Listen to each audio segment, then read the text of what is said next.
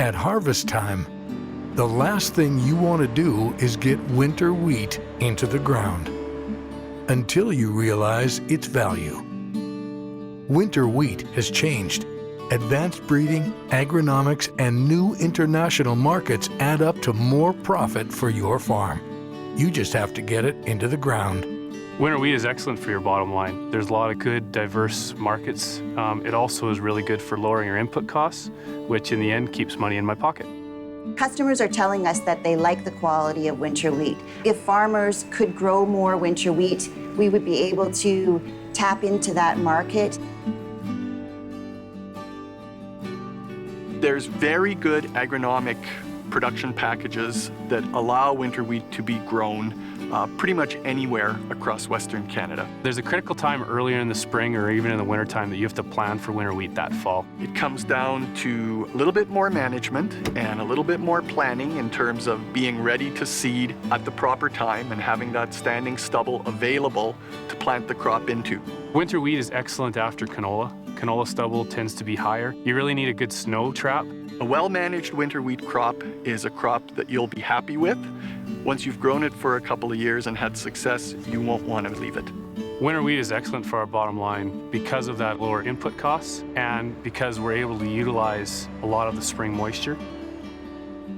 Not only does it more efficiently utilize water and soil nutrients, but it also enhances other habitat like our upland game birds, providing nesting habitat that our spring wheat just can't do. Various funding partners like the Alberta Wheat Commission, the Western Winter Wheat Initiative, and Western Grains Research Foundation look to winter wheat as a crop that has great potential for Western Canada. It promotes a number of different things in diversity and promotes a whole bunch of different positive aspects for our crop rotation. It's just a more competitive crop, particularly with spring annuals. Winter wheat is competitive enough where it actually wouldn't even require herbicides in some situations. It comes up early and it has the ability to compete with that wild oat, and so then we don't have to spray for wild oats in the spring.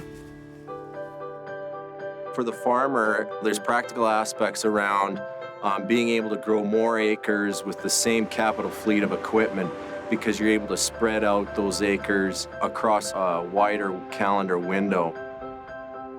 It certainly diversifies the workload, so you're able to use equipment over a longer period of time and actually farm more acres. It spreads the harvest. You're usually harvesting the winter wheat crop earlier than the other spring sown crops, so that's an advantage. If you get past that stage of seeding in the fall, you'll be amazed in the spring how much extra time you have because you don't have to seed those acres in the spring. As a breeder, I'm trying to develop varieties with improved agronomics that includes yield, winter hardiness, and short, strong straw, improved disease resistance to a whole host of different organisms, as well as create new quality types. As an agronomist, I work on integrating the various production factors that go into a cropping system for winter wheat. So it could be anything from looking at sowing densities to herbicide, wheat competitive, to nitrogen. We're looking at some other things now in terms of emerging threats. A good example of that is resistance to the wheat stem sawfly. So we are developing solid stem winter wheats. We're essentially conducting research that'll enhance the overall production system for winter wheat. We're looking to develop new varieties with improved agronomics, improved disease resistance, and ultimately with an end-use quality that is demanded by the marketplace. We were just on a trip to Central America and was able to show the customers the difference of the quality of Canadian winter wheat versus US winter wheat. They were very impressed with the color and the extraction especially, because that's how they're going to make their money. As a milliner, you're always trying to get more flour from every ton of wheat that you are processing, and Canadian winter wheat is very good on that one. We need to get the volumes up, though, in order to be able to service that market. We don't have the production right now to be able to do that. As a milliner, you like to have the good extraction that Canadian winter wheat gives you. You would like to have the good quality that Canadian winter gives you, but you need a consistent supply. If farmers could grow a little bit more winter wheat, we'd be able to go out to these customers and tell them that we would have this product available for them year-round.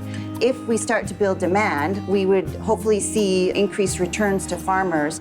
Winter wheat is very important. It forms a huge part of the blend that countries in Latin America use. Also in Asia, whiteness in noodles is very important, and we see winter wheat from Canada really working well in that.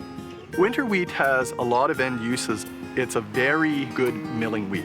That flour can be used in a wide range of products, from flatbreads and noodles to French rolls and baguettes, and very good in pan breads as well. We need to ensure that the varieties that are grown are competitive with varieties grown around the world. It's got great quality, and users like it. The biggest problem is that the supply isn't large enough. I would like farmers to consider winter wheat not just because of the agronomic and ecosystem benefits, but really on the economic side.